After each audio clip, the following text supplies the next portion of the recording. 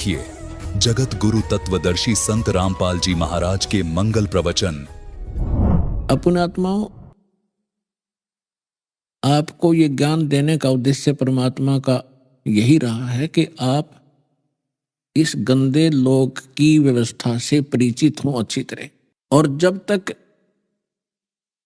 इस काल के लोक से आप परिचित नहीं होगे, परम संत के पास आकर भी यही डिमांड करते करते अपना जीवन व्यर्थ कर जाओगे। इसलिए आपको सत्संग में बुलाया जाता है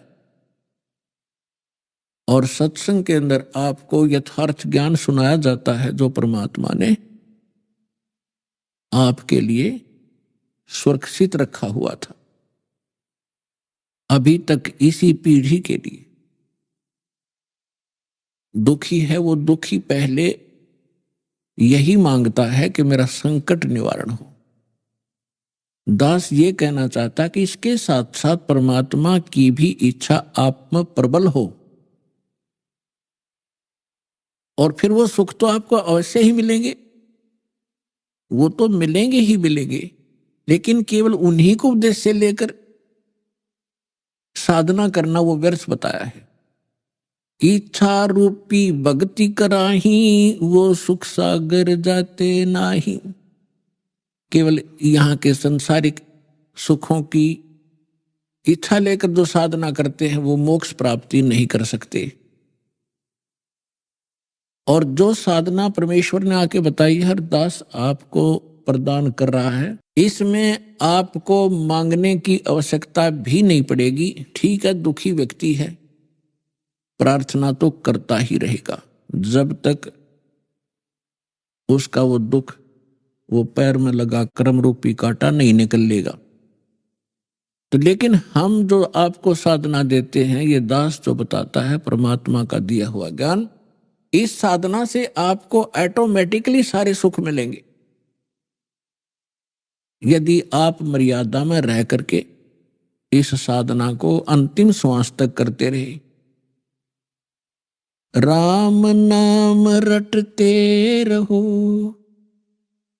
राम नाम रटते रहो, जब तक घट में प्राण, कबहू तो दीन दयाल के बनक पड़ेगी कान।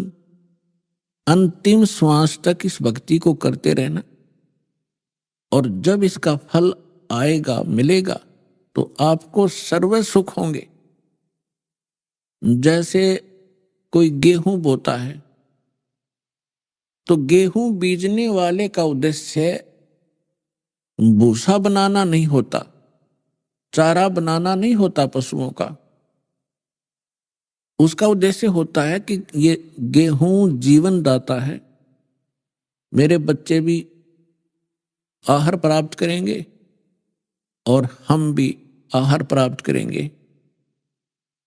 लेकिन गेहूं के साथ साथ वो चारा तो ऑटोमेटिकली ही बनता है, वो भूसा तो अपने आप ही बनता है, उसकी आवश्यकता ही नहीं ये सोचने की कि मैं भूसा तैयार करूं। अब गेहूं प्राप्ति उद्देश्य लेकर किसान खेती करता है, यदि वो चारा ही उद्देश्य लेकर गेहूं बोता है तो उसे परिपक्व नहीं होने देगा, उसको पहले ही काट कर पशुओं को डाल देगा, फिर आप भी भूखा मरेगा और परिवार भी उसका भूख से मृत्यु को प्राप्त हो जाएगा।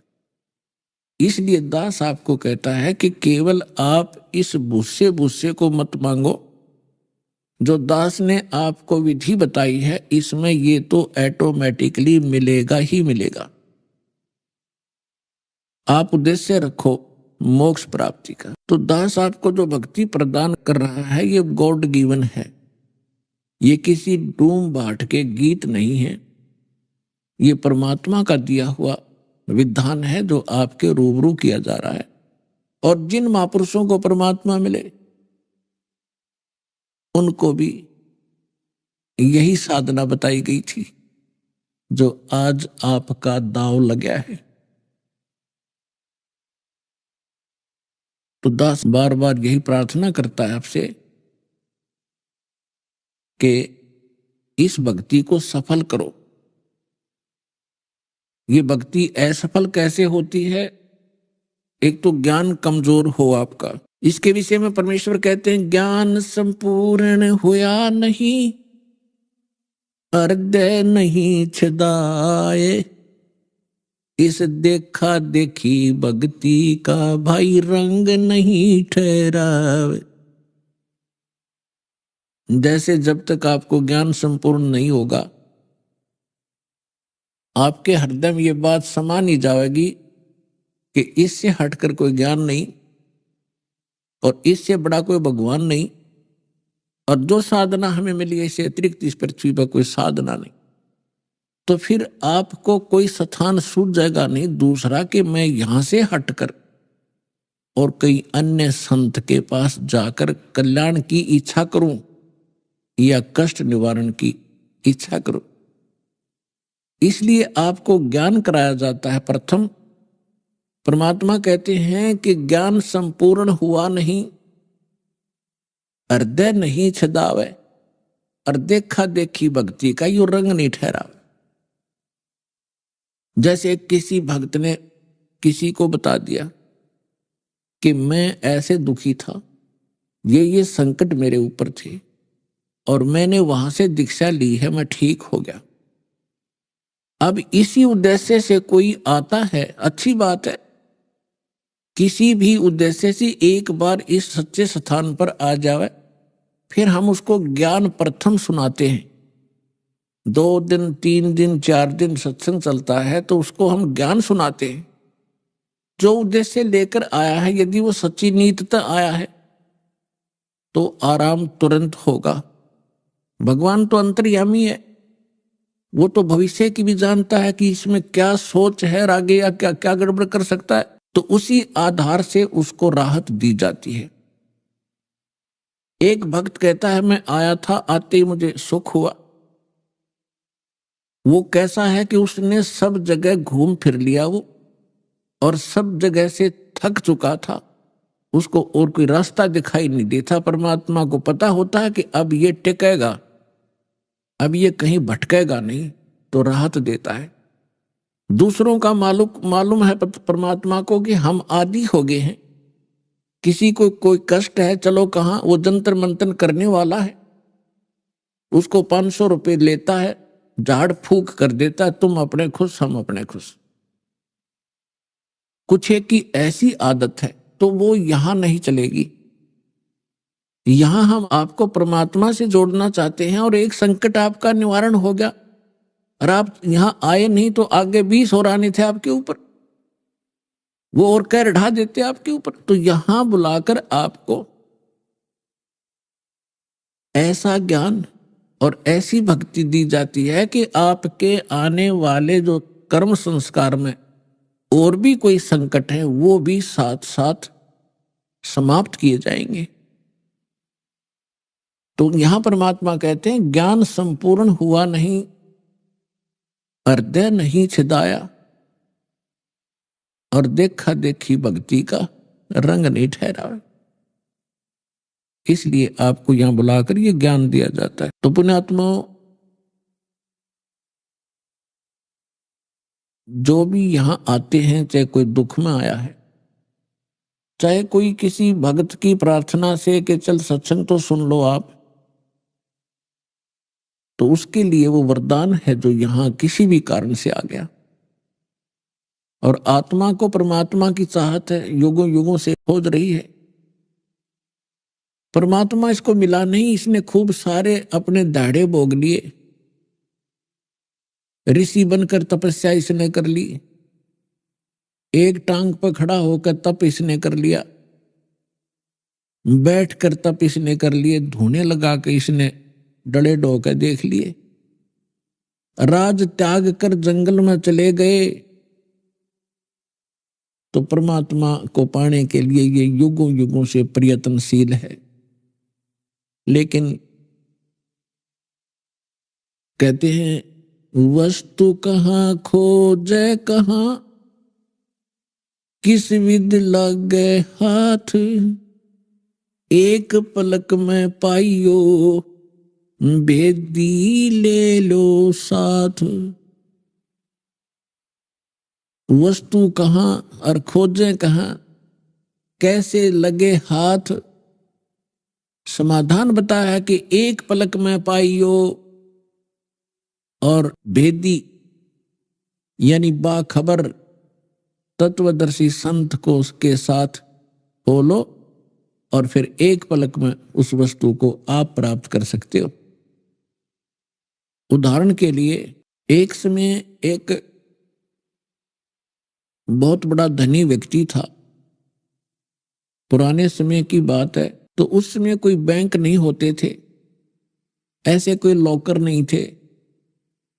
जमीन के अंदर गड्ढा खोदकर कोई विशेष निशानी बना लेते थे, उसमें धन दबा कर रखते थे चोरी के डर से। एक धनी व्यक्ति ने अपने दबाए हुए जमीन में धन की एक कोड वर्ड में एक पैड पे लिख दिया, बही में, और बच्चों से बता दिया कि बेटा मैंने सारा कुछ जो दबाया है उस धन की पहचान बनाकर दबाया है, चिंता ना करना, तुम्हें मिल जाएगा। यदि मेरी अचानक मृत्यु भी होगी, मैंने लिख दिया है, आपको फिर मिलेगा। अभी आपको नहीं दूंगा क्योंकि आप खराब कर दोगे। कुछ दिनों के बाद उस धनी की मृत्यु होगी। पिता का अंतिम संस्कार करके उन्होंने देखा कि पिताजी ने बताया था कि मैंने धन बहुत घना दबा रखा है, तो कहीं लिखा होगा। उन्होंने सभी बही यानी पैड, वो डायरी देखी, एक में लिखा मिला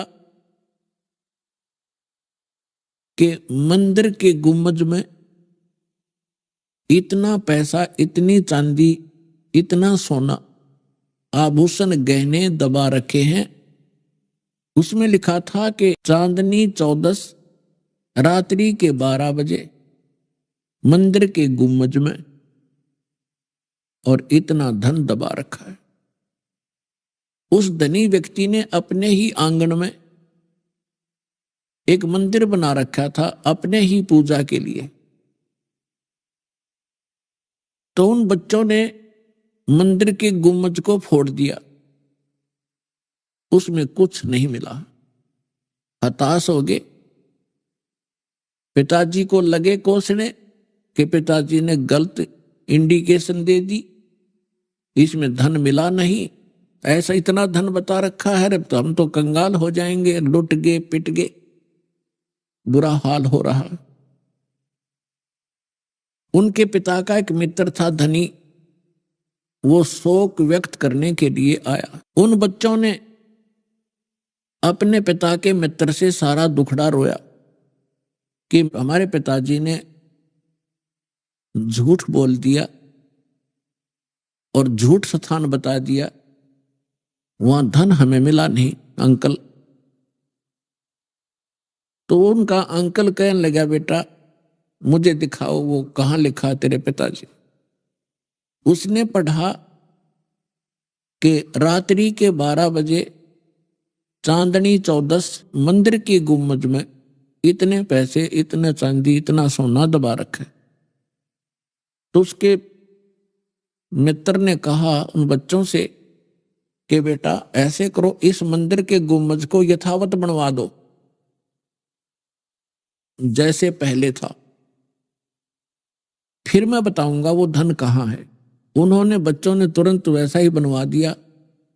और जब वो चांदनी 14 आई, वो व्यक्ति आया और जहां चांद की चांदनी में, रोशनी में गुम्बज की छाया आंगन में थी, उस वहां गुम्बज का निशान बना हुआ था जो छाया का, वहां निशान लगा दिया कि यहां खोद लो। उन्होंने वो स्थान खोदा तो धन ज्यों का त्यों मिल गया। तो यहां परमात्मा ने बताते हैं कि हमारे जो सदग्रंथ हैं और महापुरुषों की जो वाणी है, ये कोड वर्ड में है, सांकेतिक शब्द हैं, और आपके लिए छुपा कर रखा था ये धन आज के इस बिचली पीढ़ी के लिए। तो यहां परमात्मा ने कहा है कि वस्तु कहां खोजो कहां, और किस विध लागे हाथ, एक पलक में पाइयो भेदी ले लो साथ। तो इन सभी सदग्रंथों का भेदी, इस अध्यात्म खजाने का बाखबर तत्वदर्शी संत ये दास रामपाल है।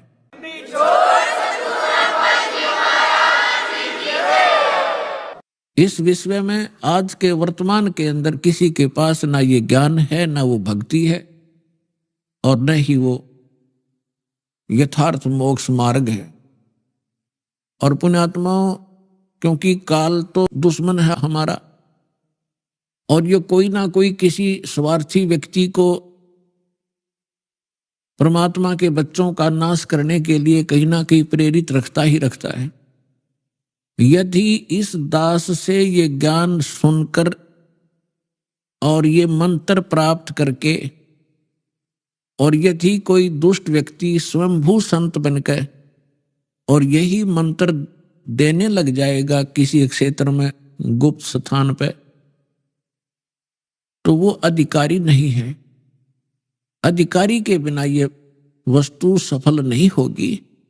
जैसे एक छोटा सा उदाहरण है, कोई ड्राइविंग लाइसेंस है, चालक प्रमाण पत्र या पासपोर्ट है, यदि वो नकली बना लिया जाए तो बेशक वो खुश रहे कि मेरा पासपोर्ट बन गया।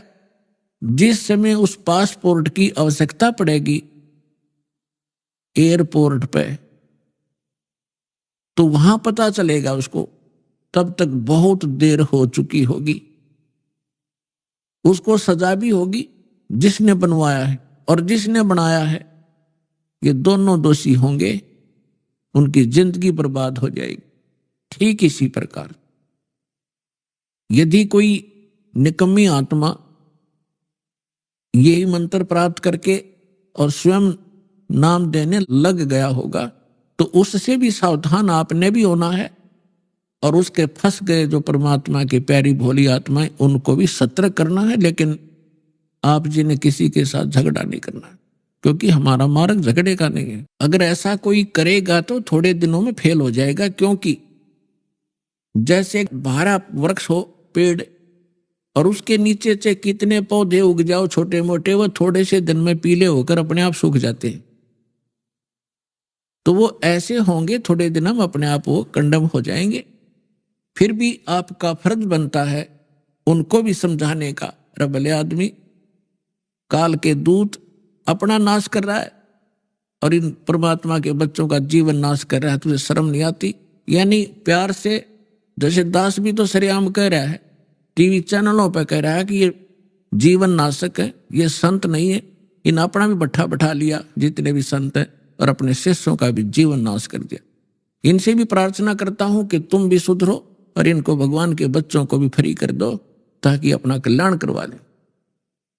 मानने ना मानने वो उनकी अपनी मर्जी है, उनके संस्कार पर डिपेंड करता है।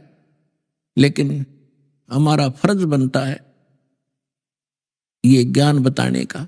फिर को हम दोषी नहीं रहेंगे। उस परमात्मा के दरबार में कोई जाके कहेगा कि मुझे किसी ने बताया नहीं, तो वहां नहीं चलेगी उसकी। फिर उसी समय उसको रोल वो दिखाया जाएगा फिल्म कि देख ये व्यक्ति आपको क्या सलाह दे रहा था और आप क्या बकवास कर रहे थे। तो फिर आप फ्री होगे, आप बरी होगे, वो दोषी होगा, उसको सजा भगवान देगा, हम नहीं दे सकते। अपने आत्माओं, प्रसंग जो चल रहा है हम उसी पर आते हैं। जैसा कि दास आपको कल बता रहा था कि सत्संग जो उद्देश्य लेकर कल किया था वो तो स्टार्ट नहीं हो पाया था, क्योंकि सबसे पहले डेफिनेशन ऑफ गॉड आपको बताई जाती है। परमात्मा की परिभाषा क्या है? तो कल आपको सिद्ध किया था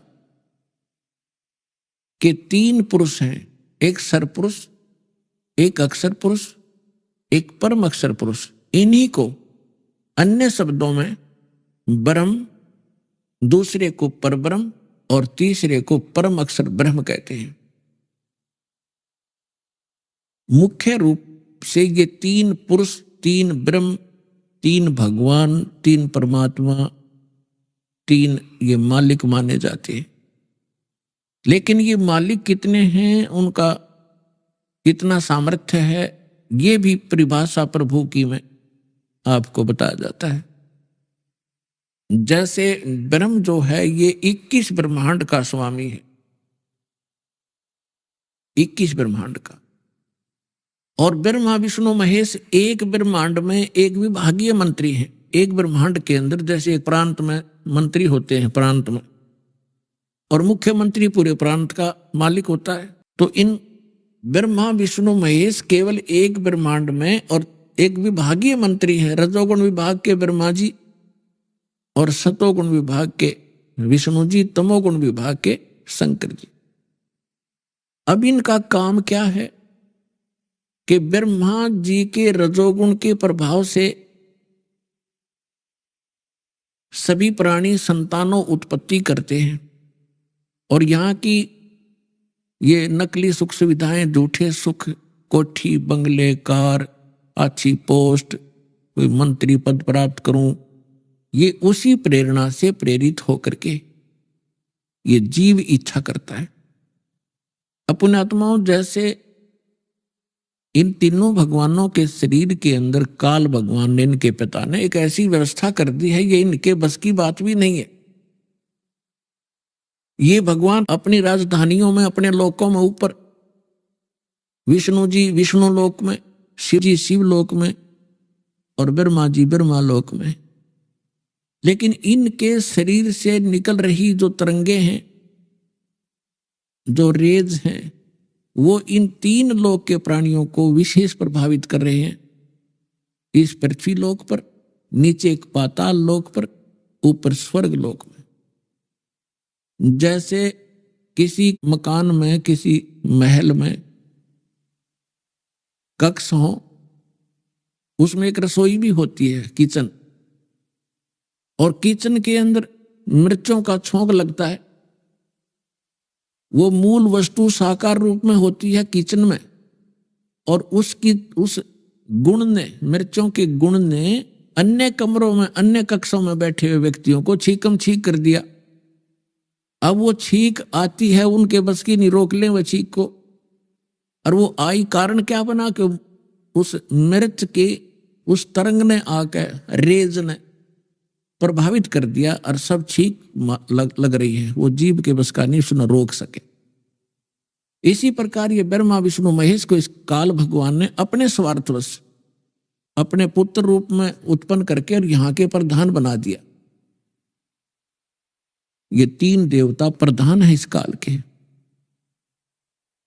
और इन्हीं से निकल रहे इन गुणों से हम प्रभावित होकर के कैसी क्रियाएं कर रहे हैं।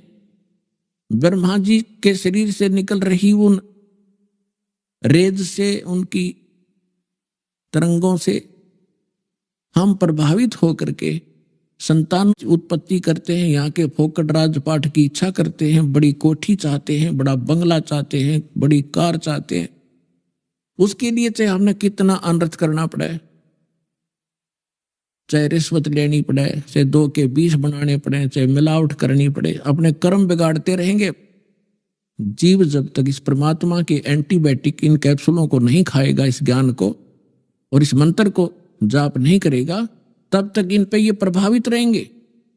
और जब ये एंटीबायोटिक, बस आपको ज्ञान मिलेगा, आपको समाधान मिलेगा, फिर ये निष्क्रिय हो जाएंगे। और विष्णु जी के सतोगुण के प्रभाव से हम यहाँ ममता है, आपस में भाई और बहन का प्यार, माता पिता के अंदर ममता, पति पत्नी का लगाव, संपत्ति की में अपनी धारणा दृढ़ कि मेरा है, ये मेरा है। तो ये जीव के बस का नहीं कि इसे मन हटा सके। और भगवान शंकर जी का आपको पता ही है, तमोगुण है, और वो क्या करता है, संहार करता है। ऐसा क्यों करते हैं? सारा का सारा कार्य आपसे बाई फोर्स कराया जा रहा है, बाई फोर्स, आपके बस का नहीं कुछ।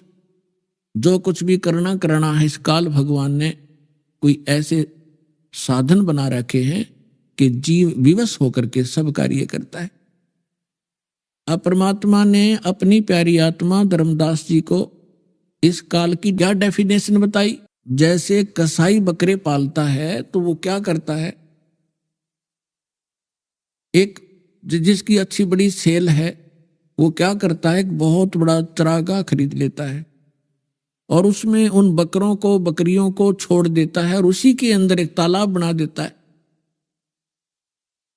उसी के अंदर एक शेड डाल देता है गर्मी सर्दी ओला से बचने के लिए, और स्वयं भी उनकी संभाल करने के लिए जाता रहता है।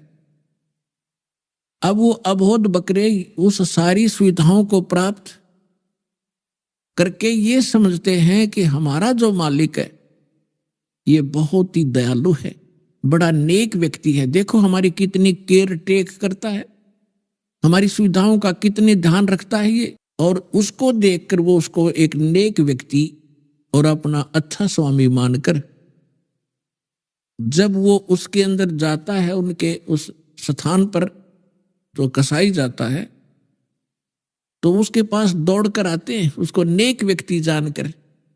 कोई उसके ऊपर पैर उठाकर सीने से लगाने की चेष्टा करता है, कोई उसको चाट रहा होता है, और वो ऐसे हाथ लगा लगा कर देख रहा होता है। वो तो कसाई देख रहा कि इसमें मांस कितना हो गया, और वो सोचे ये प्यार करे मारे थे। पुण्यात्माओं, यही सच्ची थी कबीर भगवान ने, हमारे परम पिता ने आकर हमें बताई कि जिस लोक में तुम रह रहे हो ये काल का लोक है, ये कसाई है, इसका रहम नहीं है। यहाँ पर किसी का बेटा मरो तो किसी की बेटी मरो। जैसे उस समय तो वो कसाई कितना अच्छा लगता है, और जब उसको कहीं से ऑर्डर आता है कि 20 बकरे चाहिए, तब वो ना देखता किसकी बेटी मरेगी किसी का बेटा मरेगा, एक लाठी लेकर निकाल लेता उनमें से मोटे मोटे छांट के, और शेष बचे रोते रहते हैं, भागते रहते हैं, मिमाते रहते हैं। उनको पता लग जाता कि ये गए, अब खैर नहीं है इनकी, आभास उनकी आत्मा में भी इसका हो जाता है। तो उस समय उनकी बुद्धि काम नहीं करती कि ये मालिक यूं ले गए इतना न काट के, ये कहा का अच्छा आदमी है। इसी प्रकार परमात्मा ने याद दिलाया है हमारे को कि आप इस काल के जाल को नहीं समझ सके, परमात्मा ने आके इसका जाल हमें समझाया है और बताया कि आप देख रहे हो जैसे यहाँ कितनी अच्छी ये मेवा है, ये ड्राई फ्रूट है, काजू है, किशमिश, सेब, संतरे फ्रूट हैं, और कितना अच्छा यहाँ वातावरण है, कितने अच्छे ये फल लगे हुए हैं, बढ़िया फसल है, अच्छी शीतल हवा चलती है, कभी वर्षा हो जाती है, समय पर सूर्य उदय हो रहा है, अस्त हो रहा है। तो इन सुविधाओं को देखकर हम सोच बैठे कि ये तो बड़ा बड़ा दयालु भगवान, देखो हमारे लिए कितनी सुविधाएं दे रखी है। लेकिन हमारी बुद्धि वहां काम करना बंद कर गई कि ये इस एक परिवार के 3-3 सदस्य एक एक्सीडेंट में मर जाए, तब कहां गया वो भगवान की दयालुता। तो यहां परमात्मा ने बताया कि इस काल भगवान को अपनी गलती के कारण एक श्राप लगा है। 1 लाख मानव शरीरधारी प्राणियों के सूक्ष्म शरीर से निकाल कर गंध आहार करने का। अपने आत्माओं जैसे ये शरीर है ये तो यहीं रह जाता है, जैसे बादाम के ऊपर एक कवर होता है, वो कवर खाने का नहीं होता, उसके अंदर गिरी होती। इसी प्रकार हमारे इस स्थूल शरीर के नीचे एक सूक्ष्म शरीर है,